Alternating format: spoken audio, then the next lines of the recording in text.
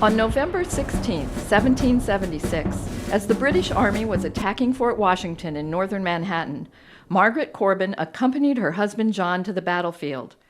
John was in charge of loading and firing cannons during this battle. When a rush of British and Hessian troops quickly killed John and most of his fellow fighters, Margaret took charge and started loading and firing the cannon herself.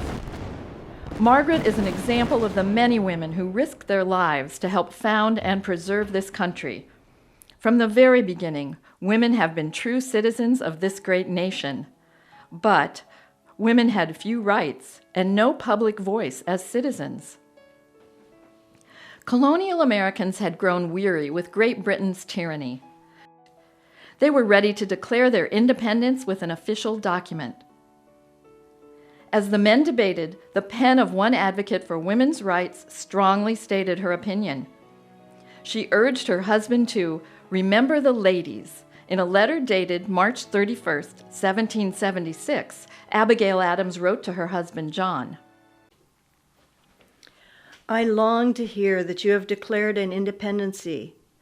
And, by the way, in the new code of laws, which I suppose it will be necessary for you to make, I desire you would remember the ladies and be more generous and favorable to them than your ancestors. Those were strong and bold words coming from the pen of an 18th century woman. A woman's place was in the home. Her main duties were to cook, clean, sew, and oversee the educational and spiritual upbringing of his children.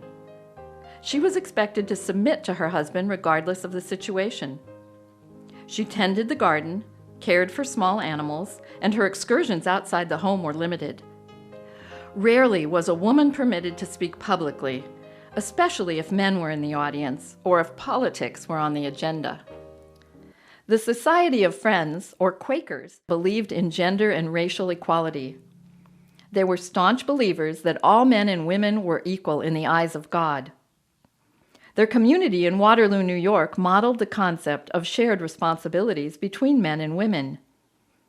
James and Lucretia Mott and Sarah and Angelina Grimke are examples of Quakers dedicated to gender and racial equality. The Grimke sisters were particularly powerful and influential advocates for women's rights, that is, human rights, and abolition of slavery. As penned by Sarah Grimke in 1837. I know nothing of man's rights or woman's rights. Human rights are all that I recognize. Like the Motts, the Grimke sisters, and many others, Wayne County residents also believed in abolition. By 1837, the Wayne County Anti-Slavery Society had more than 650 members. At least 12 Wayne County communities were actively engaged in fighting for the abolishment of slavery and the establishment of laws that would protect African Americans after they were free. Members of the Wayne County Anti-Slavery Society were involved in the Underground Railroad. Both men and women served as conductors. Participating in the Underground Railroad was dangerous and involved all members of the family.